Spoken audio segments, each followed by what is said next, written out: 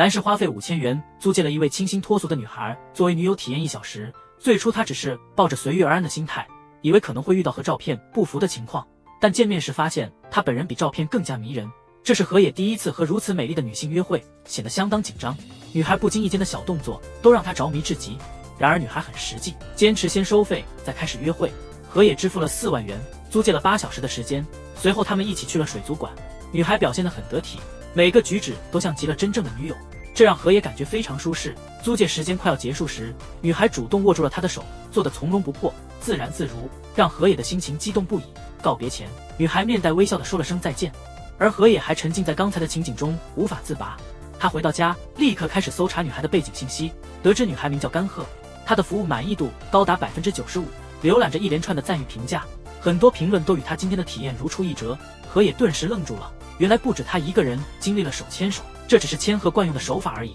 河野气愤地登入了网站，给予了甘鹤一个负面评价，并在评论中指责他玩弄他人感情。发出差评后仍感到心有不甘，他想要亲自找千鹤问个明白，因此第二天他又预约了他。但当再次见到清纯可人的千鹤时，他的决心瞬间崩溃。河野再次租了8个小时，在头脑还算清醒时提出了疑问，问他是否愿意和不喜欢的人约会仅为了金钱，然后就这样收下钱财。这种做法难道不感到羞耻吗？千鹤摇头，露出了他的专业微笑，表示他其实很享受这份工作。河野无言以对。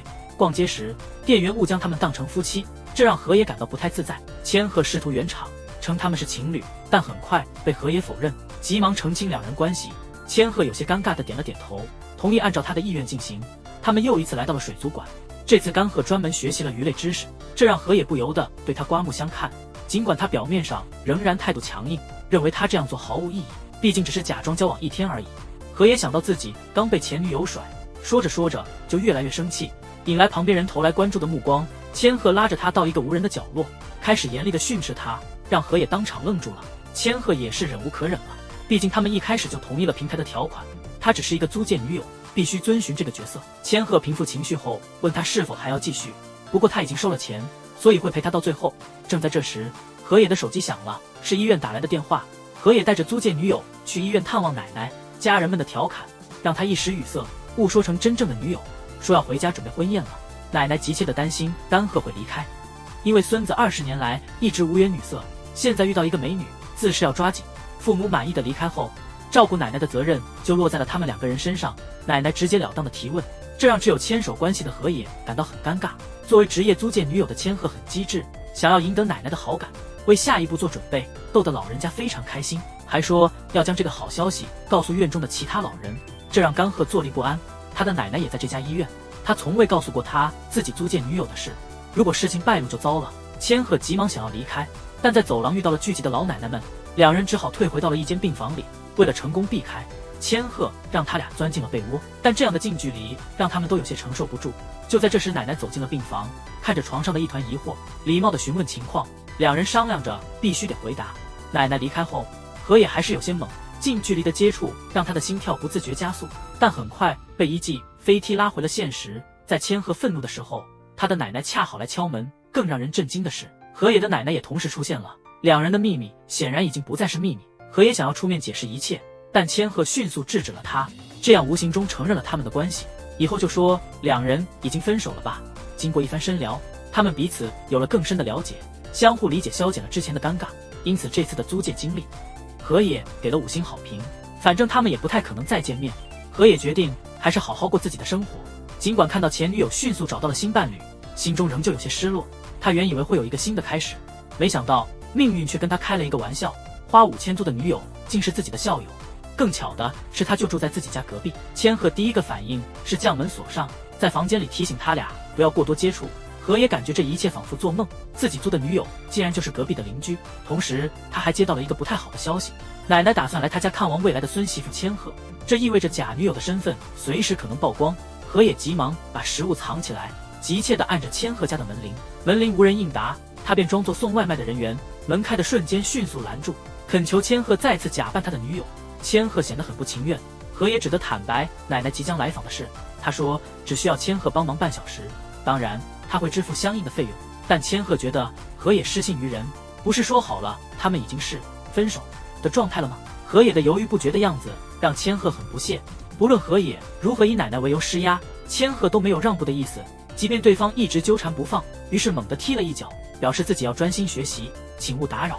河野别无选择，只能回家开始清理杂物。清理到一半时，奶奶已经匆匆来到，一进门就对他的杂乱无章表示不满，说这儿一点也不像有女友的家。奶奶找了个干净的地方坐下，直接切入正题。河野只好编个理由应付过去，说千鹤还在工作，暂时回不来。奶奶并不着急，决定就这么等到天黑。奶奶甚至提出要帮忙打扫，河野死守着被子，坚决不让他动床铺。奶奶无趣地玩起了游戏，既然现实中见不到，就在游戏里多投资一些。因为游戏角色酷似千鹤，让他沉迷不已。看着奶奶如此入迷，河野不知如何是好。就这样等到了傍晚，内心明白的奶奶也意识到了真相。未等河野开口，他便说他们已经分手。奶奶认为是因为他太不上进导致被嫌弃，从他遮掩的样子就能看出他那根深蒂固的单身本质，所以千鹤的出现对他来说是个意外的惊喜，即便是短暂的相伴，他也不会介意。而千鹤正从隔壁阳台听到了这一切。就在河野开始回忆过去的美好，准备接受现实时，千鹤提着锅走了出来。奶奶兴奋地跑过去紧握他的手，在河野疑惑的目光中，千鹤认真地说出了自己的感受，有一种难以言表的情绪，内心充满了感激。所以奶奶一离开，他立刻支付了租金。千鹤觉得帮这点忙没什么大不了的，但河野说那是下周的租金，来与不来全由他决定，他只租下每周3的1个小时作为交换条件。千鹤要求他不得干涉他的私生活，包括在校园里要装作不相识，一切都像是一场梦。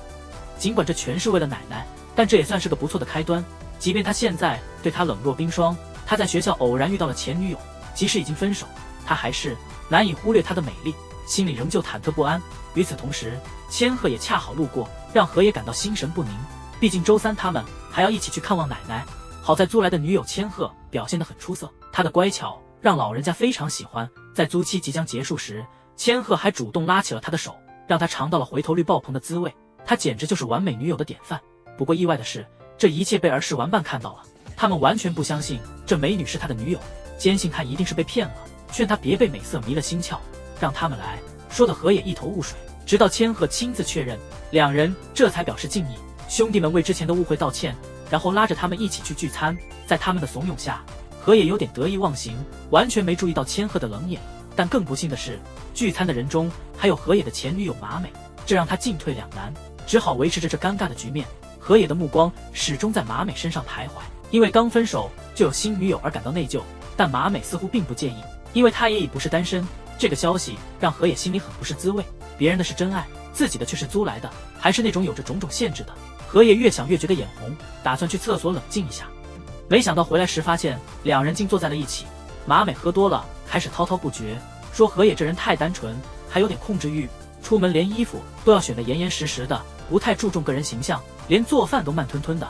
千鹤看了实在忍不住了，他不喜欢别人在背后诋毁河野，尤其是在他们还在一起的时候，这对河野来说太不公平了。千鹤气得直接走人，而马美却像没什么大不了的，离开时还主动挽住了他的胳膊。马美对干鹤还是有些介意，建议让他先冷静一会儿。男人幻想着能和美丽的前女友重归于好，谁知一不小心就感到恶心想吐。马美连忙用矿泉水帮他缓解，这个贴心的行为让河野想抱他入怀。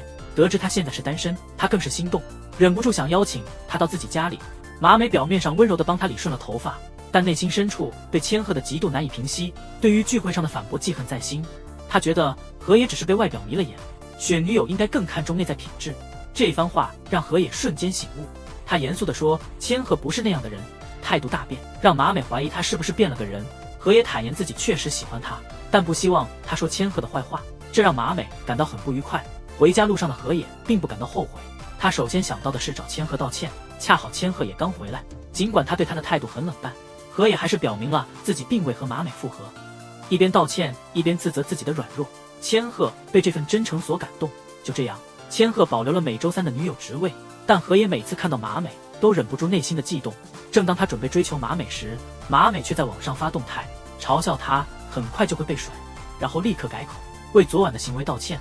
河野轻易的被打动，两个人从回忆聊到了未来，甚至给孩子起好了名字。河野想到千鹤只是租来的女友，没有正式的马美来得好，于是决定坦白千鹤的真实身份。但巧合的是，正好遇到了出来散步的千鹤。千鹤还是以普通同学的身份出现，只是装扮变化让人认不出来。没人认出她是河野的女朋友。马美因河野的突然专注感到嫉妒，她想要探究他们的关系，但河野含糊其辞地逃避了，这让马美心情不好。河野再次因自己的无能而放弃，他担心别人知道千鹤是租来的女友，更害怕朋友嘲笑，让他无法面对，这让他感到非常尴尬。这时，千鹤也走进更衣室，河野趁机明确了自己的立场，告诉大家他和马美关系很好，但并不想让人知道女友是租来的，所以他们周3的约会依然保持。如果他和马美复合了，可能会让千鹤感到不舒服。千鹤听了觉得这很荒谬，他们之间只是雇佣关系，没必要这么想多。这时，外面传来了马美的声音，说自己花钱租来的女友在大家面前是真正的女朋友。想要破坏关系的马美尴尬了，朋友们都羡慕地看着她，追问他们的关系进展，这让被忽视的马美很不开心，但她马上又改变态度，想要为上次的冒犯道歉。千鹤以礼貌的态度回应，这让马美更加不悦。她在文字上发泄不满，吐槽河野叫了这么多人，质疑他是天真还是愚蠢，同时对他们的恩爱表示厌恶。面对朋友的询问，他们只能编造他们是如何认识的。千鹤表面上配合，其实心里恨不得掐死他。紧张的气氛让河野感到窒息，所以他决定自己去游泳，但眼神还是不由自主地望向千鹤，自认不配得到千鹤，还得处理这些麻烦的提问，感觉和马美的复合希望渺茫。就在这时，岸上的马美向他挥手，说他的手链掉到海里找不到了，那是一条非常珍贵的手链。河野没多想，就准备下海寻找。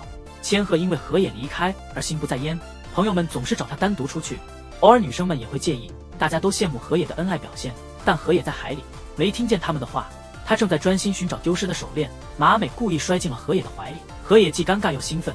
马美似乎下定了决心，她轻柔地捧起河野的脸。这个男人20年没恋爱过，所以一见钟情于一个刚认识的女生，就鼓起勇气说想交往。马美发现他很单纯，就毫不犹豫地接受了。幸福来得太突如其来，然而1个月后，他就抛弃了他，投入了另一个人的怀抱。被甩的河野仍然念念不忘，马美似乎故意利用这一点，开始肆意操控他。但自从租来的女友千鹤出现，事态似乎有了转机。那天河野在玩真心话大冒险，因为接了奶奶的电话被判输，输了的河野无可奈何，看着吃着饼干的千鹤，河野犹豫地看向马美。他在心里不停告诉自己这只是游戏，然后默默地咬住饼干的另一头。千鹤越凑越近，河野却纹丝不动。千鹤睁眼直视他，河野心虚地看向马美，发现马美也在注视着他。河野最终承受不了这压力，宣称自己正打算和千鹤分手。千鹤感到莫名的失落，但看到河野颤抖的手，他还是勉强笑着同意了。大家都尴尬得不知道说什么。但就在这时，一个发小忍不住出手打了河野，两人开始扭打起来。发小对他极度失望，责备他贪心不足。河野还沉溺于与马美的过往，这对千鹤很不公平。事后千鹤并没有怪罪河野，他理解他想挽回前女友的心情，毕竟他只是一个租来的女友，本就没有感情牵扯。既然都是假戏，那就顺势结束这段关系吧。紧接着，千鹤被朋友带走了。朋友一开始骂他渣男，说他犹豫不决又没用，但心底其实还是挺羡慕他的，可能是因为他有这样的本事，才会有这么好的运气。一直在一旁看热闹的河野很受感动，朋友还亲自买了船票给千鹤，建议他们一起去旅行。这触动了河野的泪腺，被发现自己哭泣了。河野本想逃避，但最后还是决定向朋友道歉。朋友理解后，给他们留了些独处的时间。千鹤递给河野一张船票，同时明确表示这是最后一次。上船后，千鹤可能晕船了，身体很不舒服，但还是想陪他做完这趟旅程。他还鼓励他去追回马美。河野想清楚了，决定一下船就去告白。接到电话后，马美想让他马上过去，但河野那时候没法离开，只好叫他在那边等他。就在这时，千鹤晕船得很厉害，他想上甲板透透气。起初，千鹤试着按照记忆去按压胸口，他几乎崩溃，拼命呼喊，但那个意识模糊的男人就是醒不来。无奈之下，只好实施人工呼吸。幸好这个方法有效，河野迅速脱离了危险状态。事后，河野向朋友们解释了整件事情的经过，并且感谢千鹤陪他度过的一整天。旁边的马美显得很不高兴，但经历这次事件后，他没有再过多留恋，反倒是满脑子都是千鹤。回想起和他相处的所有时刻，即使自己身处租借关系和自卑之中，也禁不住对他动了真情。第二天去学校的路上，河野不小心被一个女孩撞到了。接下来，河野接到了千鹤的消息，他说要在周末跟奶奶坦白分手的事。但当他们真的到了病房，看到开心的奶奶，千鹤又舍不得了。与此同时，还有人开始对千鹤产生了感情。在千鹤身上，他看到了另一个不同的自己。尽管他很清楚自己的处境，他只希望能继续租借千鹤的陪伴。河野仿佛看到了希望，但为了保持他们纯粹的雇佣关系，千鹤决定继续接客，同时照顾其他人。河野感到嫉妒，不太理解但现实是，不止他一个人在成长。同时，为了考虑奶奶的感受，千鹤建议他找一个真正的女朋友，毕竟这关系到未来。就在这时候，他们在街上遇到了发小，发小告诉他一个好消息，说他现在也有女朋友了，并邀请他们周末一起双人约会。河野还没从震惊中反应过来，转眼就到了约定的日子。出乎他意料的是，发小的女友竟然是之前偶遇的那位女生。这场意外的撞见深深触动了他的心。那位女生的可爱让河野目不转睛，完全忘记了千鹤也在场。当他们到了体育馆，看到发小和女友亲密的样子，他心里酸溜溜的。他忍不住上前质问发小：“你是怎么追到这么高级的女孩的？”发小一听这话就不高兴了，反问他：“自己有个漂亮女朋友就奇怪了，她也有自己的魅力好吗？”河野表示不信，其实他的怀疑是有道理的。河野在路上不慎被一位女生撞到，那位女生却倒打一耙说他是变态。他本以为此后不会再有交集，却没想到那位女生竟是发小的女朋友。他还当众揭露了千鹤租赁女友的身份。千鹤急忙把这件事告诉了河野。河野立刻意识到问题的严重性，如果发小知道了，后果不堪设想。为了防止事情败露，千鹤毅然宣称他和河野是真正的情侣。陆夏显然不相信，既然这么说自己很恩爱，那么接个吻应该不是难事。局面越发尴尬，无法回头，千鹤只得勇敢地凑近了些。夏不是傻子，可是面对发小的窘境，千鹤只好选择撤退。目睹他们的亲密，心里五味杂陈。河野不想放过任何亲近的机会，他打算找夏单独沟通，想方设法让他保持沉默。面对面时，他完全没有占据上风，反而被警告不要跟踪，但他像是钉子一样固执，不管说什么都不信夏会保密。夏真切感受到了什么叫做难缠，不过河野的勇气也让他佩服。无奈之下，只好同意谈一谈。夏坦白他的恶作剧是因为他看不起租借关系，但当河野解释他租女友是为了让奶奶开心，夏的态度有所软化。他开始重新评价河野，因为他的初衷其实很简单，不过要他发誓录音这事他还是做不到。河野就一路紧追不放，夏被他的坚持所触动，这种心情的变化让他措手不及。分神之际，不慎脚下一滑，这位宛如校花的女孩竟然独自将河野引到教室寻求安慰。河野惊讶的目瞪口呆，好运来得太突然，还没从震惊中回过神来，就听到发小在叫他。在那微弱的呼声中，两人赶紧藏到了讲台下面，吓得心跳加速。他不自觉地把河野的手环到自己腰间，在河野惊愕的目光中，他拿起手机做起了测试。正当发小准备离开，夏的血压读数竟是90，这个数字是他前所未有的。而河野已经紧张到了极点，如果被发小发现，后果不堪设想。幸好四下无人，应该是安全了。两人从底下爬出来，河野面无表情，显得不高兴，但看到夏那可怜兮兮的模样，说不出重话。但局面确实尴尬。没想到发小突然回头，河野急忙开始解释。看到发小快要哭泣的模样，河野开始请求当事人帮忙。在众人面前揭穿了发小租女友的事实，夏的感情也开始变得复杂。在追寻逝去的发小后，河野打算回去跟千鹤汇报，内心庆幸两人的秘密未被泄露，对发小的遭遇也感到同情。夏的行为让河野感到困惑，他意识到这种风险可能时常存在，因此决定不再继续租千鹤。就在这时，夏找到了河野家的地址，他知道千鹤就住在隔壁，心中不免生出嫉妒。明明只是租借关系，怎能越界？在河野的安抚下，夏拿出了录有声音的手机。如果兄弟的女友向你告白，你会接受吗？这女孩名叫夏，她从小心跳就比别人慢，直到遇到了河野，她的心跳速度创了新高，因此觉得河野是命中注定的人。既然已经拥抱过，似乎应该承担责任。河野一时间不知所措，连一直在旁观的千鹤都看不下去了。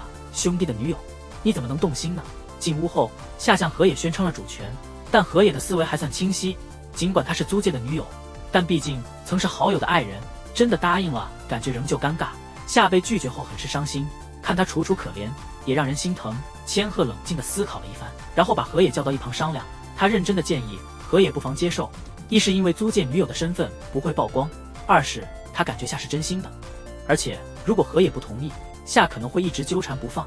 河野看到夏如此伤心，便决定豁出去了，同意跟夏交往。但出乎河野意料的是，从那以后他日夜只能睡3小时。夏的粘人程度简直让人发狂，而且交往的事情还得保密。焦躁不安时，河野开始怀念起千鹤。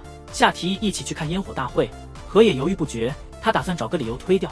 第二天，河野打算去打工，却意外看见千鹤和一个陌生男子见面。他满心猜疑，认为那是他的正牌男友，嫉妒的要命，不假思索跟了上去。那两个人看起来就像是在约会，甜蜜的一起用餐，还一起看运势。羡慕的河野咬紧牙关。当他想要放弃时，在洗手间偶遇了那名男子。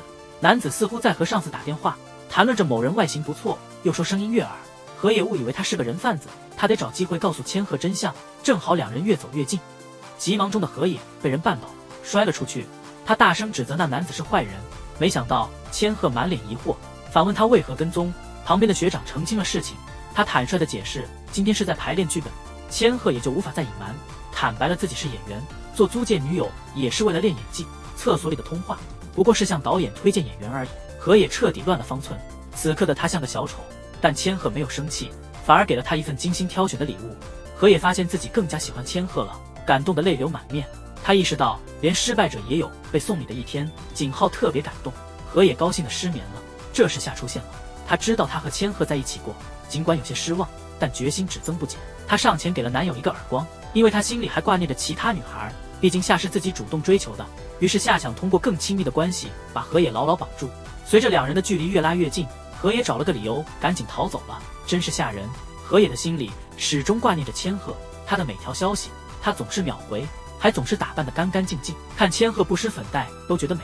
但千鹤似乎没那么上心，他找河野只是想让他帮忙指导自己的徒弟，一位有社交恐惧的新手租借女友。因为河野算是半个老熟人，所以作为练习对象再合适不过，河野怎么可能拒绝，还承诺不会有任何多余的思想。况且他之前还有个前女友，曾经正式交往过，最后却被对方厌弃而分手。第二天，河野如约而至，看到石柱后的那个身影，就知道那是那位社交恐惧的女孩了。女孩叫做小莫，可爱的模样让河野目不转睛，但小莫的社交恐惧程度有些严重，始终低头不语。河野为了完成千鹤的任务，提议让他练习微笑，结果那笑容比哭还难看，让小莫更加沮丧。为了缓和气氛，河野带他去了保龄球馆，毕竟做运动是缓解紧张的好方法。只是小莫从未玩过保龄球，他的动作和姿势怎么都不对劲，河野只得耐心教导。不过这反而让气氛更加尴尬。小莫摇摇晃晃地把球扔出去，河野意识到这招不太管用，他打算用逻辑来说服他。正要劝他放弃时，他却通过打字告诉他，他成为租借女友就是为了克服社交恐惧。河野想不出更好的办法，于是决定先离开去买点饮料。如何赢得社交恐惧女孩的心呢？这时候出现了一群小混混围观，一个胆小的男生会选择躲在一边观察，而真正的男人会挺身而出，宣示自己的保护意识，接着带着女孩急忙逃跑是最佳选择。在这个过程当中，女孩对你的看法会有很大的改变，甚至会完全敞开心扉。河野看到小莫终于开口说话，心里非常高兴，他还安慰他不必感到恐惧。小莫走上前来，紧紧握住他的手，他用一个温暖的微笑来表示感激，让河野看呆了。不止这样，他还把自己的零食递给了河野。为了陪伴他，河野也咬了一口。他还在担心之际，小莫却吃得很自在，一不留神，冰激凌溅了河野一身。等河野从洗手间回来，他的座位旁多了一个人，那人是河野的前女友，名叫马美。马美很随意地询问小莫是谁，河野不敢多说，只说是朋友。但小莫却似乎有所不同的想法，他紧贴在河野的身旁，这让马美误会了他们的关系。马美笑着找借口让小莫先走。等到小莫离开后，马美开始担心起现在的女友千鹤。此刻他还不知道千鹤其实是租借来的，显然他误解了整件事。马美感叹分手后河野的变化，原本不怎么受欢迎的他，现在却被一群美女围绕。这些话让河野感到不安。临走之前，马美答应假装什么都没看见。听到这些，河野感觉很失落，毕竟马美是他唯一正式交往过的女友，他对她还念念不忘。在和小莫告别前，他告诉他不必急躁，社交恐惧不是短时间内能够克服的，他需要做的是放松心情。而马美在回家路上一直想不明白，他在手机上搜了小莫的名字，很快发现小莫其实是租借女友。回到家后，千鹤感激河野帮他指导徒弟，但他自己却打算辞职，因为他想要全心投入到演员事业中，所以决定离开租借女友这份工作。虽然河野很失落，但他没有多说什么。千鹤却承诺会帮他找到女朋友，不会食言。这位女孩子真是太会做作了，自己先把男友蹬了，但却忍不住管他和其他女生的事。得知他找的是租借女友，更是不乐意，假扮客户约人家出来玩。他拉着千鹤去唱 K， 千鹤不想唱，他也要逼着人唱。唱完之后还讽刺人家会讨好男人，这一幕被打工的河野全都看到了。关键是他现在有个正式女友下，可心里还挂念着千鹤。虽然听不清他们在说什么，但看他们坐一起，绝对没什么好事。好奇心作祟的河野就轻轻拉开了门，这才知道千鹤的租借女友身份被曝光了。前女友马美还在那里冷嘲热讽，但他来的目的很明确，是为了受骗的朋友们着想，希望千鹤不再当河野的租借女友，还说这样下去会让他形成依赖，影响他正常交往女朋友。河野看得心急如焚，因为这明显是他自己的问题，千鹤不过是按约定办事，结果还要被前女友这样指责。两人离开餐馆之后，河野越想越觉得对不住千鹤，于是借口肚子疼提前下班。在桥上，他看到了两人的身影，但气氛显然还是很沉重。千鹤清楚自己的位置，可想到河野曾经被甩得那么惨，还念念不忘马美，他决定最后帮他争取一次机会。马美一点也不感激，反而暗示千鹤也喜欢上了河野。千鹤索性不再掩饰，马美也不在意多了一个情敌，他决定不会轻易放手。回到家后，河野在门口等着，想要道歉。他知道千鹤是个好女孩，他自己也真心喜欢她，如果这时候不表白就太对不起自己了。但关键时刻他总是犹豫。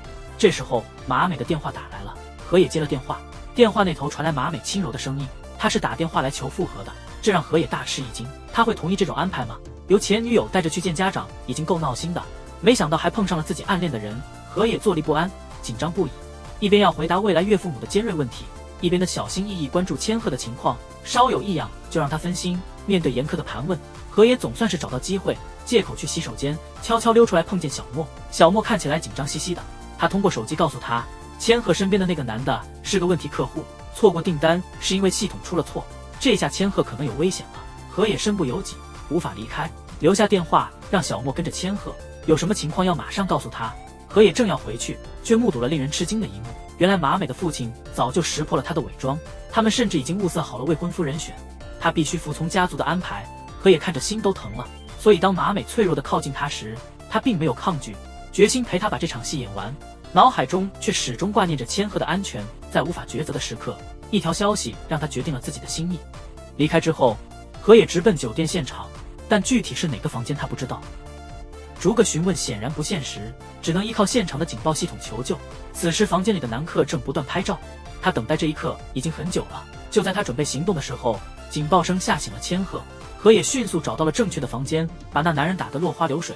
被制服的男人还嚣张威胁，叫嚣着一定要对千鹤报复。河野一听怒火中烧，敢威胁我女人，多亏了警察叔叔在场，我得用爱来改造你了。这种方式显然很有效，连赶来的马美都感动了。事件过后，河野不打算再隐瞒，生活逐渐回到正轨。但租界女友们心里各有所思，连前女友也再次爱上了河野。租界女友第1季就此落幕，第2季尚在筹备中。感谢大家的支持。